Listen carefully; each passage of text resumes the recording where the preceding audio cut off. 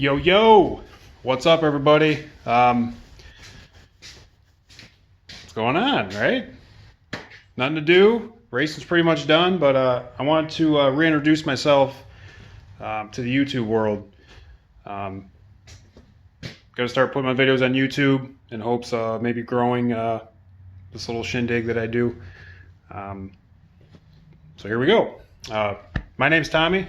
This car here has been a part of my life for 15 years.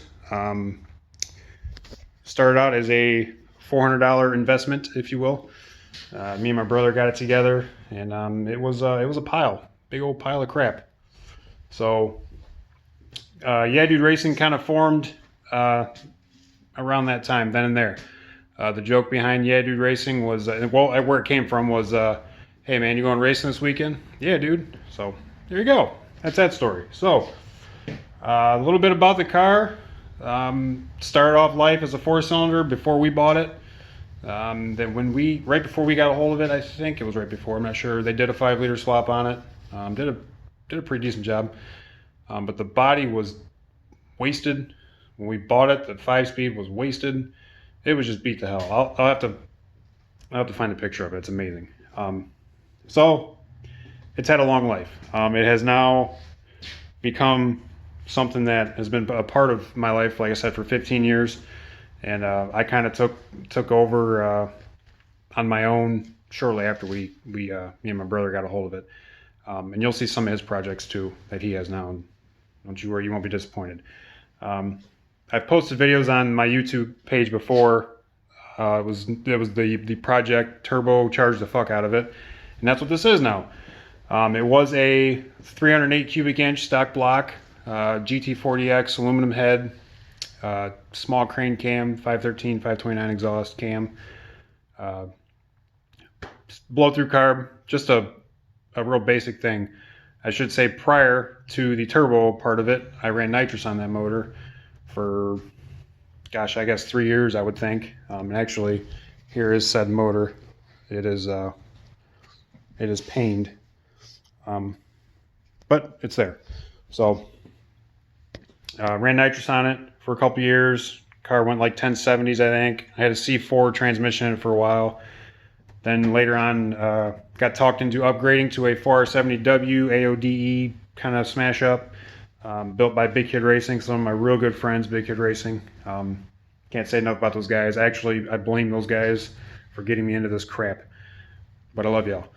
So, kind of started doing a little bracket racing with it then, and did some open comp stuff like NMCA a while back when it really first took off in Norwalk. Actually, there's an NMRA picture here from 2013. So that's when it was on nitrous. And the thing was actually stupid consistent, man. It was crazy. It really blew my mind. It would go 1080s, 1090s like clockwork. And it was fun. It was a good time. Then I kind of got tired of filling nitrous bottles, so went boost. I got a smoking deal on some used parts, and again, since I'm reintroducing myself in this car's nickname is Sloppy Seconds. The reason it's Sloppy Seconds, I like secondhand parts. I like used shit. And a majority of this car is used shit, outside of the valve body and the transmission, which is a Freddie Brown valve body, which kick ass shit, by the way. What else is new? I can't even name what's new. Oh, the wheels. Wheels are the Jegs spike wheels. Just some cheap shit, but they work. Carburetor.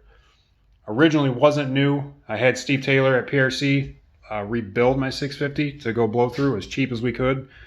And it worked for a few years. It worked okay. And then most recently this year, I upgraded the main body to Holly billet stuff and all that jazz. Wow. Just incredible. So, Sloppy Seconds. This car's built on secondhand parts, used suspension parts. The K member I just put in last year's Maxim Motorsports. That was used. The uppers, the lowers, I mean the rear end, this thing's used. So that's where it gets its nickname from. So, torque converter was new. Had that custom built by Freak Show. But anyways, so don't want to take up too much of your time, but I'll show you the car. For people that don't know me, again, this is what this car is. So what recently happened was Mr. 308 over there decided to, at the one race I did race this year, it decided that it was done. Made it to semifinals and got beat and came back to the trailer, and it had like 9 pounds of oil pressure. So I ran that thing for 11 years. Nitrous, boost, stock block, just beat the snot out of this thing. I seriously, zero complaints. It was awesome. And it had a best ET of, I think it was like 1027, I think. There's a, oh no. Actually, I have the slip. So that's what it went with the 308. 17 pounds of boost at that time. Fun, super fun ride. Well, there was another race this year in 3 weeks, and I just so happened to have another stock bottom end 5 liter here out of another project that my mom actually owns, and I did a motor swap for her this year. Kept that motor as a backup, and good thing I did because I needed it. So I'll clean my camera off here. Sorry about that. But so I took my cam out of the 308, put it in a stock bottom end 302, used the same head. It is the GT40 X head, as you can see the SVO on there. Same cam, same 1.7 rockers, same China Choo Choo. And then the PRC carb is just icing on the cake on this thing. And believe it or not, it's actually faster than what the 308 was. It's 60 foot and better. I just think it's a little bit healthier. The three, like I said, I ran a 308 for 11 years and it just wasted. So, but it went round 1 of qualifying with the Renegade Racing Association at Thompson. Round 1, I didn't know what it was going to do. I honestly thought it was going to be slow. I run the 1050 index class, Mike Brown Customs. Dude's awesome. And first pass, first qualifier, it goes 1036 at like 124 or 125 or something like that on only 15 pounds of boost, mind you. So I really feel like that it would easily dip into the 10.0s if I really threw the timing to it and a little bit more boost to it. So that was this year. Only a couple races, thanks to, you know, the COVID BS and all that jazz. But so that's that. Interior of the car, it's going to change a little bit this year. Seats are coming out. I'm going to put some Kirkies in. These seats are already sold, so do not inquire. Seats are sold. Air fuel gauge. I have a Holley digital dash. That's thanks to a real good friend of mine, Hayes Consulting. His name's Alex Hayes. Dude is probably one of the, at one time was the fastest Ultra Street NA guy there. There's actually a picture of his car back in the day. Super knowledgeable guy with Holley. And almost all Holley products, just real smart.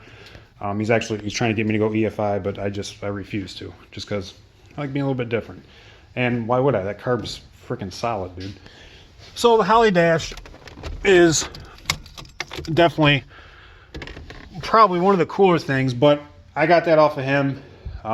At the time, it was a sponsorship / gift for me graduating my, I guess you'd call it my college or my apprenticeship program for being a journeyman wireman. So that's how I got that. Again, I can't thank that dude enough for everything he does. Any advice he gives me, tuning advice, all of that.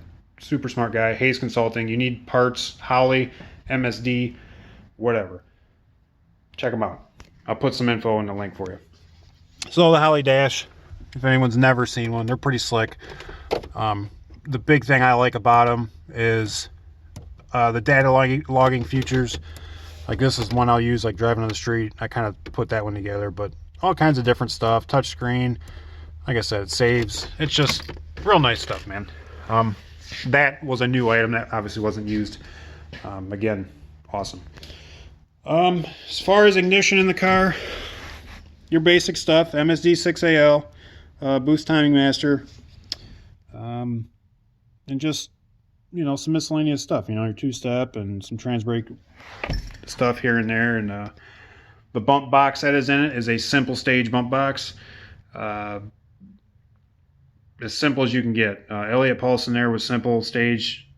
With this particular valve body, he spent a ton of time helping me figure it out, because he had not had a wiring diagram for this valve body from Freddie Brown figured out yet, and me and him, we got to figure it out. So super basic bump box, but it works, and it works perfectly, especially for this car. I mean, this car is as basic as you can be. Obviously I know there's better options, you know, high dollar options, but that's not what this is, and that's not what I'm about, and that's not what Yeah Dude Racing is about. You're going to see in further videos a couple of my other buddies and family, some of their cars. It's not that they're not nice cars, but we take a different approach on things, and we try to do everything that we can on our own. So that's what Yeah Dude Racing is about. We have connections for probably some of the best people in the industry. And by some of you might know these guys, American Race Cars. Dude, they build some of the best dragsters in the industry, if not the best dragsters in the industry. And they help me a ton. Nothing's stopping me from dropping this thing off over there and saying, hey, do everything. You know what I mean? Outside of money, obviously. But that's just not me. That's not what this is. My garage is approximately 24 by 24. It's not big at all, okay? It's tiny. And I like to prove to people that, hey, I don't do this for a living. I don't work on cars for a living. I do this for fun. It's my getaway, I guess, if you will. So I really get a big kick out of this stuff. I love turning wrenches on my stuff when I can, you know. But the whole point of this channel and Yeah Dude Racing is to prove you can do this on the cheap. You can be competitive on the cheap. You don't got to have top dollar stuff to bracket race or index race.